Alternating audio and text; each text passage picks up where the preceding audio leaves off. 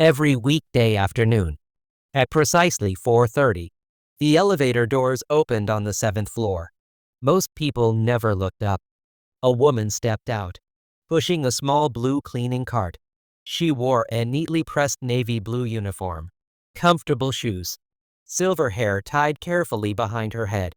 She smiled warmly whenever someone passed. Most people smiled back. Some nodded politely. Many were already thinking about getting home. Within a few moments, the office carried on exactly as before. Phones continued ringing. Meetings continued. Deadlines continued. The cleaner quietly disappeared into the reception area. Grace Morgan had worked in the building for just over 3 months, long enough to know every corridor, every light switch, every squeaky door, long enough to recognize which coffee mug belonged to whom, and long enough to realize that most people had never learned her name. She didn't mind. Cleaning had taught her something many years ago. People usually noticed clean offices, not the people who quietly cleaned them. Grace preferred it that way. She often smiled to herself and thought, if people notice my work, a gentle pause, I've probably missed something. By 5:30, employees slowly began leaving for the evening. See you tomorrow. Drive safely. Don't forget the meeting. The familiar voices drifted through the corridors. Grace continued cleaning the reception area. One young woman paused beside her. Good evening, Grace. Grace looked up and smiled. Good evening, Emily. I hope you have a lovely evening. You too. Emily walked toward the elevators. The conversation had lasted no more than 10 seconds. Yet somehow, both women smiled as they went their separate ways. By 6 o'clock, the building grew quiet. Now Grace began cleaning the offices themselves, a part of her work almost nobody ever saw. Tomorrow morning, everyone would arrive to polished desks, empty waste bins, fresh kitchens, clean meeting rooms, and somehow, everything would simply feel ready. Nobody ever wondered why. Nathan Brooks had been facilities manager for 4 months. He liked understanding how things worked. Heating systems, emergency lighting, air conditioning, maintenance schedules. He believed good decisions began with good information. That morning, 2 different folders landed on his desk. The first carried the heading, Lease Renewal Inspection. In 2 weeks, the landlord would inspect the building before signing a new 10-year lease. Every department had begun preparing. Reception, security, maintenance, cleaning. Nathan wanted everything to be perfect. The second folder came from finance. Operating budget. Next year, he opened the spreadsheet. Electricity, maintenance, waste collection, cleaning services. Nathan studied the figures. The evening cleaning contract wasn't unusually expensive, but it was one of the largest ongoing costs under his responsibility. He leaned back thoughtfully. Could some of the work be reorganized? Could fewer evening hours achieve the same result? He didn't know. Nathan closed the spreadsheet, then quietly said to himself, before I recommend changing something, I ought to understand it. The decision suddenly became very simple. During the next 2 weeks, he would spend one evening with every department involved in keeping the building running, not to inspect them, to learn from them. The following afternoon, at precisely 4:30, he waited beside the elevators. The doors opened. A woman stepped out, pushing a blue cleaning cart. She smiled. Good evening. Nathan smiled back. Good evening. I'm Nathan, the facilities manager. Grace nodded warmly. I know. Nathan looked surprised. You do? Grace smiled. I've been cleaning your office for 3 months. Nathan laughed. I suppose you have. Grace smiled. I simply haven't had the chance to introduce myself. She held out her hand. I'm Grace. Nathan shook it. It's nice to finally meet you. Would you mind? Nathan asked. If I spent this evening walking with you? Grace smiled. Not at all. Then she added with a quiet chuckle, I'm afraid it's a rather ordinary job. Nathan smiled. I have a feeling. It isn't. Grace always began in the public areas. Reception, the kitchen, meeting rooms. Always. Those spaces belong to everyone. So everyone should arrive to find them ready. Nathan noticed something almost immediately. Grace never hurried. Yet she never wasted a single movement. She worked with the calm confidence of someone who had repeated the same routine thousands of times. Not mechanically, thoughtfully. In the reception area, she straightened a visitor's chair that had been left slightly crooked. She polished the glass entrance doors until they reflected the evening sunlight. She watered the two-piece lilies beside the welcome desk. Nathan smiled. I didn't realize the cleaning team looked after the plants. Grace looked at the leaves. We don't. A tiny smile appeared. But they still get thirsty. Nathan laughed quietly. A little later, they reached the employee kitchen. Most mugs went straight into the dishwasher. One remained on the windowsill, bright green, covered with tiny cartoon frogs. Grace washed it carefully by hand. Nathan smiled. Someone's favorite? Grace nodded. It's Emily's. Nathan looked surprised. You know whose mug it is? Grace laughed softly. It's the only frog in the building. By now, most employees had gone home. Only a few lights still glowed behind closed office doors. Grace looked through one of the glass panels. A young accountant was still working. She quietly moved on. Nathan asked, Aren't we cleaning this office? Grace nodded. We will. Later. Nathan looked puzzled. Why? She smiled gently. He's still using it. Nathan shrugged. You could ask him to finish. Grace looked genuinely surprised. Why would I? A small pause. He was here first. Another quiet smile. My work is easier to move than his. Nathan found himself smiling. That wasn't written in any cleaning contract. It was simply consideration. 20 minutes later, the office was empty. Grace returned. She emptied the waste bin, wiped the desk, straightened the chair, switched off the forgotten desk lamp. As she reached the door, she noticed a laptop charger lying beneath the meeting table next door. She picked it up. Nathan held out his hand. I'll leave it at reception. Grace gently shook her head. I wouldn't. She placed it neatly beside an open laptop. The owner has a client presentation tomorrow morning. He'll look here first. Nathan blinked. You know that? Grace smiled. He has one every Wednesday. They continued quietly through the building. Finally, Nathan asked, How do you remember all these little things? Grace thought for a moment, then looked around the peaceful office. Buildings tell you how people are doing. Nathan frowned slightly. Grace smiled. You just have to notice what they leave behind. They had almost reached the end of the 7th floor. Grace was polishing the handrail beside the emergency staircase. Nathan was making a few notes for the lease inspection. The building was unusually quiet. Only 2 offices still showed light beneath the doors. Suddenly, a loud crack echoed through the corridor. Both looked up.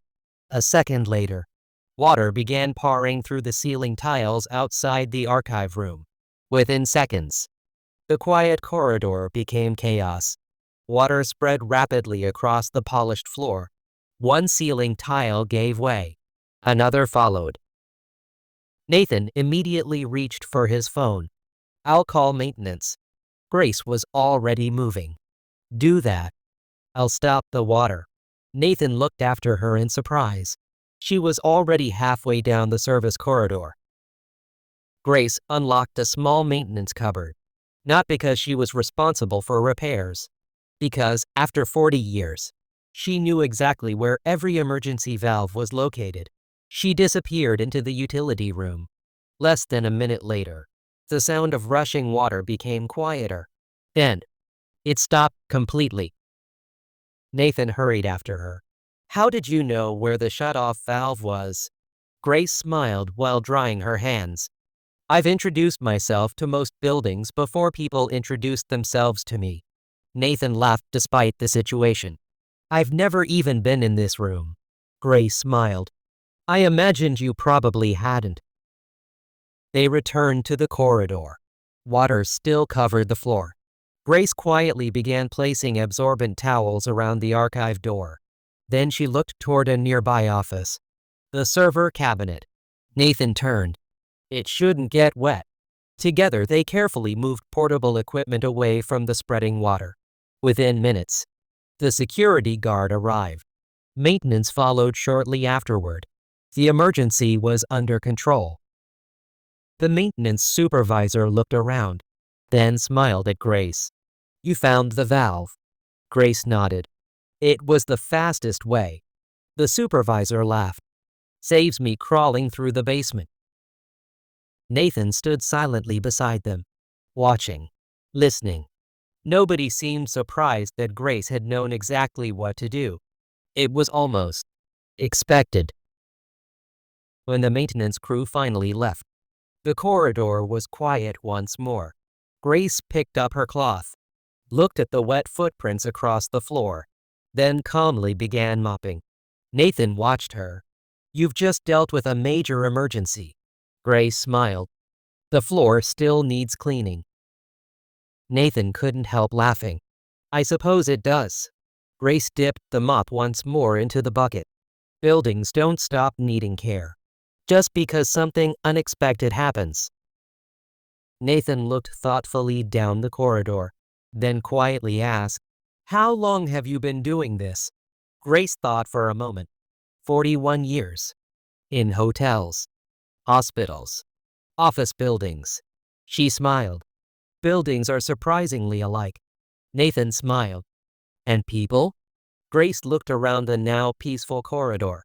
No. A gentle pause. People leave different things behind. The following morning, Nathan arrived earlier than usual. Not because of the water leak. Because he had a question he could no longer ignore. He began asking people about Grace. The receptionist smiled immediately. Oh, Grace? Nathan nodded. What can you tell me? The receptionist laughed. She always notices when fresh flowers need water before I do. The IT technician smiled. Last month I left a box of replacement cables in the corridor. I forgot all about them. The next morning, they were safely inside my office. Nathan asked, Did Grace move them? The technician nodded. She said someone might trip over them. Security smiled. If someone leaves looking unwell, Grace notices. Twice she's quietly asked me to check whether someone was all right before driving home. Emily from marketing thought for a moment. You know what I like most? Nathan looked at her.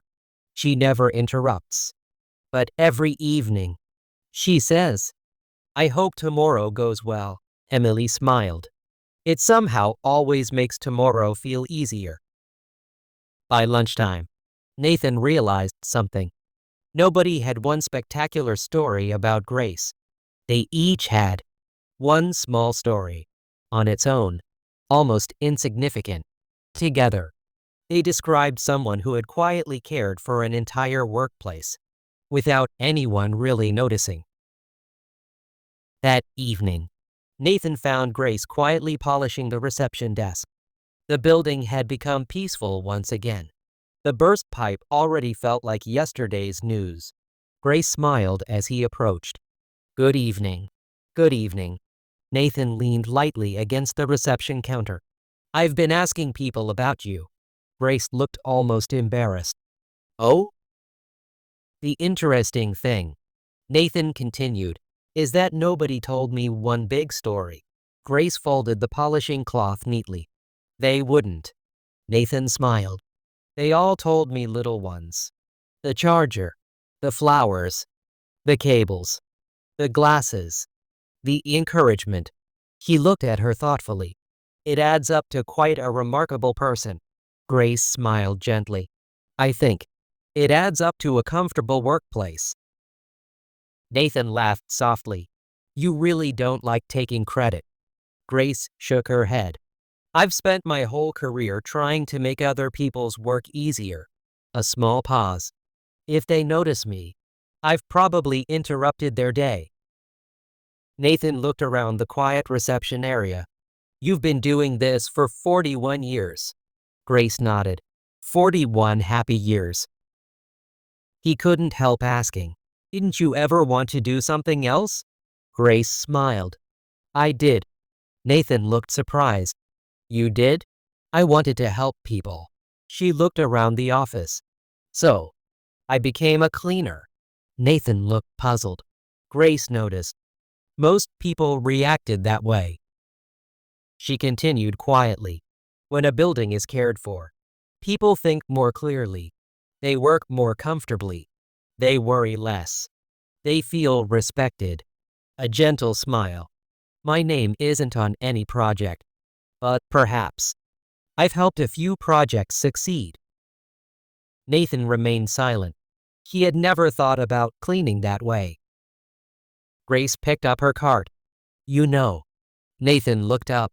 When people walk into a clean office, they don't usually think about the cleaner. They think, this is a nice place to work. She smiled. I've always been happy with that. For several moments, neither of them spoke. Finally, Nathan smiled.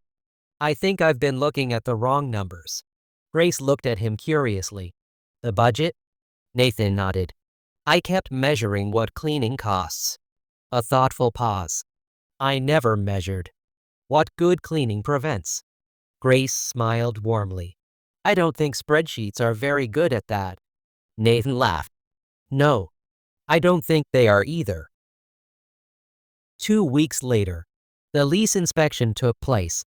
The landlord walked slowly through the building. Reception, meeting rooms, the employee kitchen, the offices. Everything looked exactly as it should. Clean, orderly, welcoming. The inspection lasted less than an hour. As they reached the entrance, the landlord smiled.